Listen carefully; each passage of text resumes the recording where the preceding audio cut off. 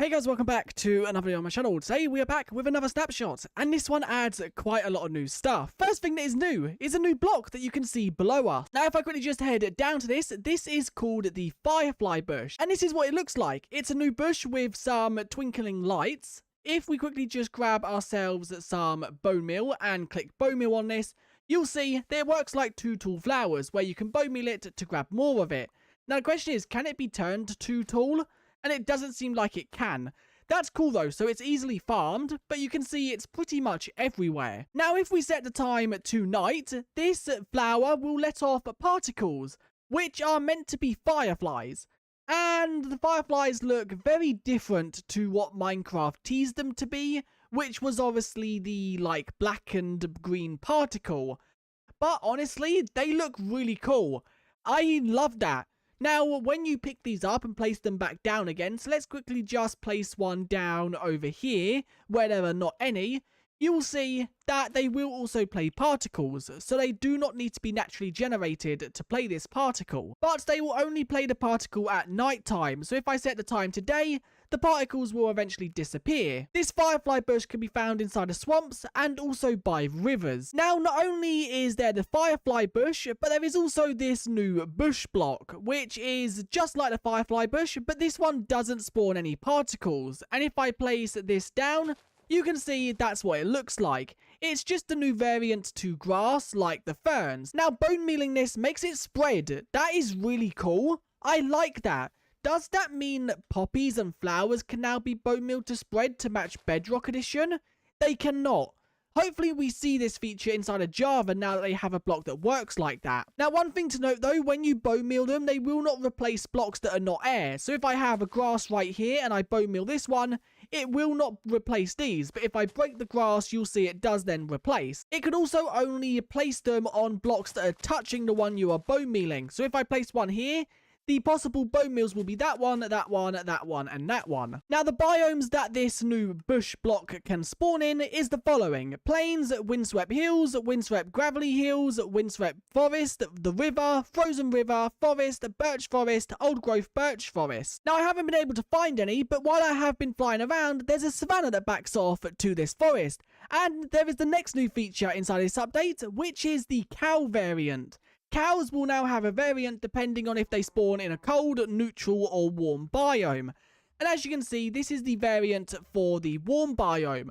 Now, one thing to note, this is not a new entity. If I pick block it, you can see it just gives me a cow spawn egg. And throwing it out my inventory, pick blocking it again, you can see I get another cow spawn egg. So these will work exactly like normal cows. You can breed them, you can obviously milk them, and killing them will drop beef and leather. And you can milk them, I just wanted to confirm that.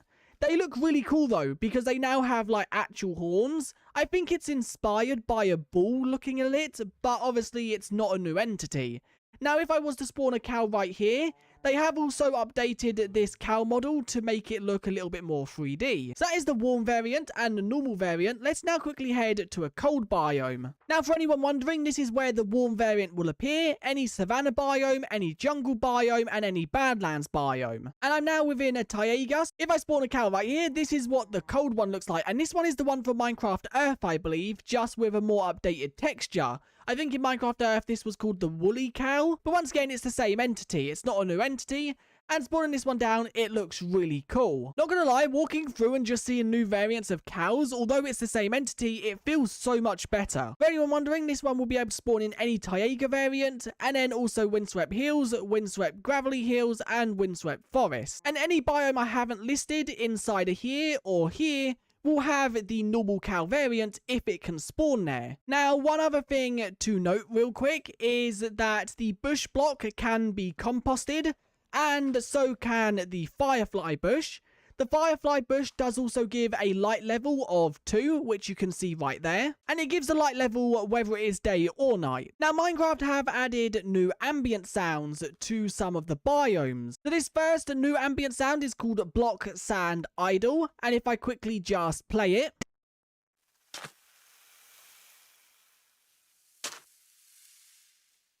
so this sound can be played within any biome, and then there is also block, sand, and then wind, which if I quickly just play this one,